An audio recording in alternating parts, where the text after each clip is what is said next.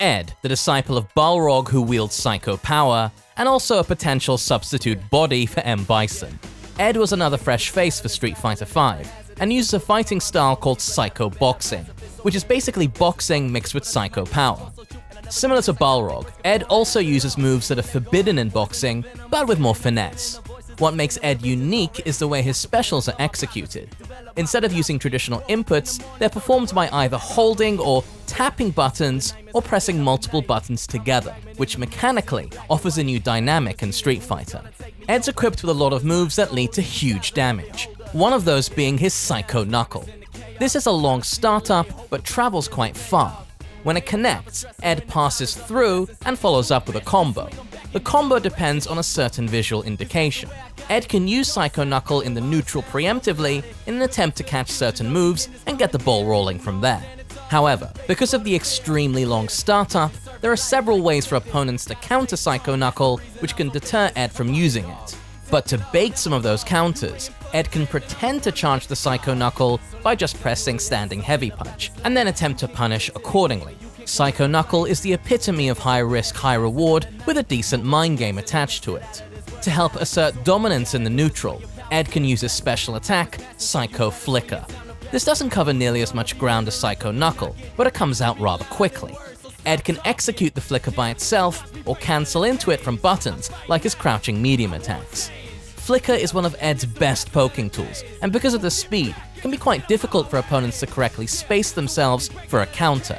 If Ed has resources when Psycho Flicker hits, then he can choose to get a damage extension via EX Psycho Knuckle, which provides a lot of screen carrying. When it comes to long-distance tools, Ed can utilize his V-Skill 1, Psycho Snatcher. Ed has a few moves that send him closer to the opponent, whereas the Psycho Snatcher draws them towards him. And just like Psycho Knuckle, the Snatcher takes a while to come out, but when it's successful, it allows Ed to begin pressuring the opponent or get a conversion. If Ed gets too predictable with the Snatcher, then he'll be left vulnerable and punished severely. But to throw the opponent off guard, Ed can either do the quick version of the grounded Psycho Snatcher to send him towards the opponent, or he can do the air Psycho Snatcher to anticipate a potential jump and net damage from there. The latter is the riskier option. To take his Psycho powers to the next level, Ed can use V-Trigger 2, Enhanced Snatcher. As the name suggests, V-Trigger 2 basically gives Ed access to amplified versions of his V-Skill 1. The grounded Ultra Snatcher is used as a combo starter, and the Air Ultra Snatcher is a combo ender. This substantially increases his damage output overall. If the opponent blocks the grounded Ultra Snatcher, then it'll cause a guard break, allowing Ed to start his comeback, so opponents need to be ready to react to this move. Ed has amazing movement and extremely high damage output. These combined with the fact that he's mechanically different makes him a solid character choice for newcomers. Despite how accessible Ed is, as with any character, mastering his spacing and optimizing his damage is vital if you want to go far with him. If you dislike complicated inputs and want to get to the heart of Street Fighter as quickly as possible, then float like a butterfly and sting like a bee with Ed. Actions speak louder than words, so stop talking. So watch me break out of this cave.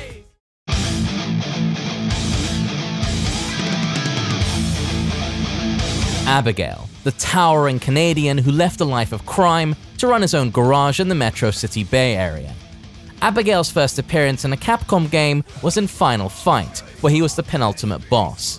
Abigail has no real fighting style, as his attacks mainly take advantage of his build.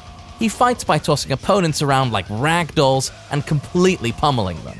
For obvious reasons, Abigail will automatically have long-range normals, one of those being his Crouching Light Punch. Similar to Birdie, Abigail's Crouching Light Punch does a lot of damage for a light attack. The main purpose of this button, however, is to keep the opponent at bay due to its exceptional range.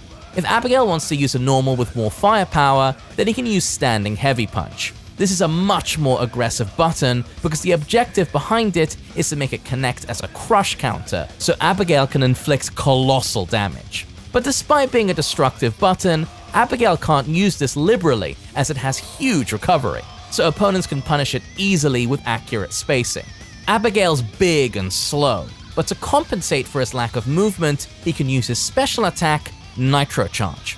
This gives Abigail armored properties to help bypass certain problems he may have in the neutral. Nitro Charge has several options after it, the first being his Dynamite Punch.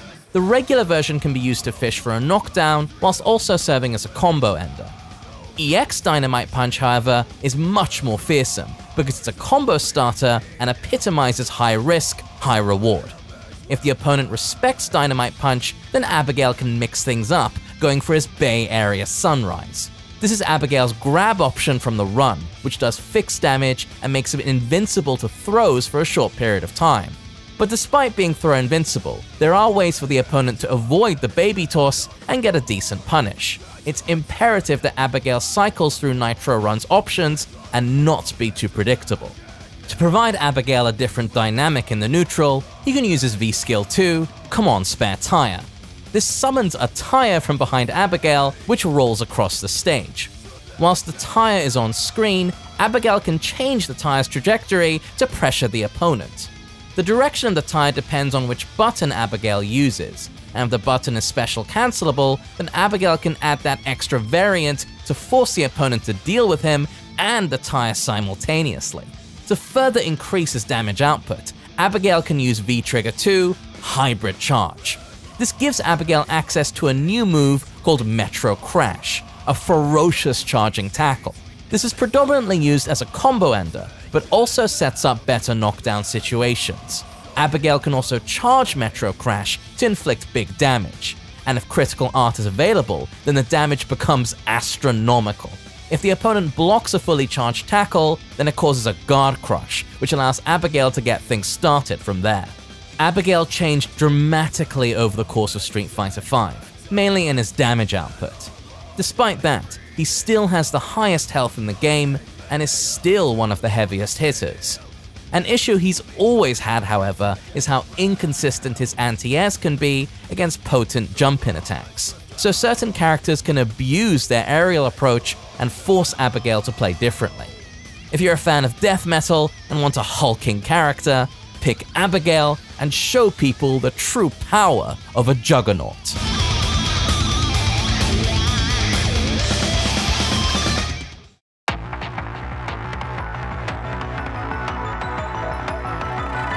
Menat, the teenage Egyptian soothsayer who's also Rose's apprentice.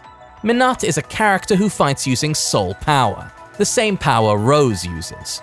But what makes Menat special is that she uses a floating crystal ball to strike her opponents, whilst also using elegant dance-like moves. Menat's moveset functions differently depending on whether or not she has the crystal ball. This character design is something unusual in a Street Fighter game, which makes the young fortune teller pretty unique. When Menat possesses the crystal ball, she has brilliant normals. Her crouching light punch is a swift and safe poke that keeps the opponent in check and can help set up the spacing for her slower, longer-reaching normals. Standing medium punch is one of Menat's go-to pokes and is frustrating to circumvent for a lot of characters. When used at max distance, this becomes one of the best pokes in the game. However, if spaced poorly, then it becomes punishable. Then there's Standing Heavy Punch, a normal that reaches further than the previous two mentioned, but takes much longer to come out. Despite being a heavy attack, it's not as risky as some other heavies in Street Fighter V, but still requires consideration when using it. An essential move players need to understand when learning Menat is her special attack, Soul Sphere. This fires the crystal ball towards the opponent, and depending on the button strength used, changes its trajectory. Soul Sphere can deter the opponents from making any reckless decisions due to the fact that Menat can retract the crystal ball via Soul Ankh. The idea is to have the opponent sandwiched between Menat and the ball so that Soul Ankh can allow for new combo routes and make certain moves safe from punishment. Menat also has the option of using Soul Spark, a psychic explosion exclusive to when she doesn't have the crystal ball. Soul Spark works similarly to Soul Ankh in terms of dissuading the opponent from doing anything rash, but the combo potential and applications in neutral work differently. This allows Menat to be more enjoyable without the crystal ball. Another useful move Menat can use in the neutral is her V-Skill 1, Soul Reflect Kamal. The primary use for Soul Reflect is to allow Menat to reflect a projectile back at the opponent.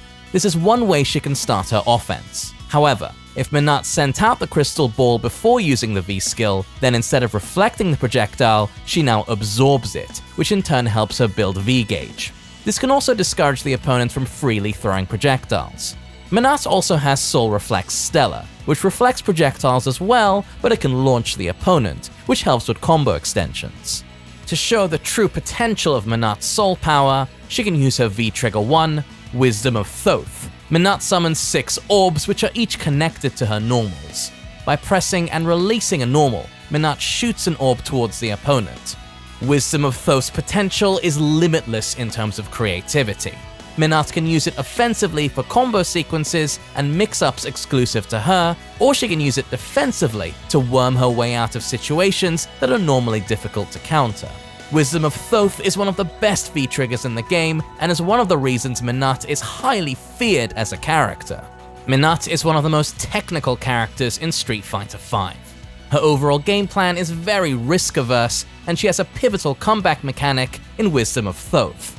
A big issue she's always had, however, is a lack of reliable defensive tools, especially when facing overly aggressive characters. So one bad choice could be the end for her.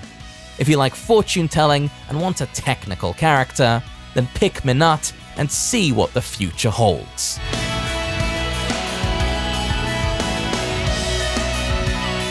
Thank you for watching. These character overviews are made possible by our generous patrons. For $1 a month, you can help support projects like this, and also get bonuses like early access to videos and your name listed here. Up next is Zeku, Sakura, and Blanca.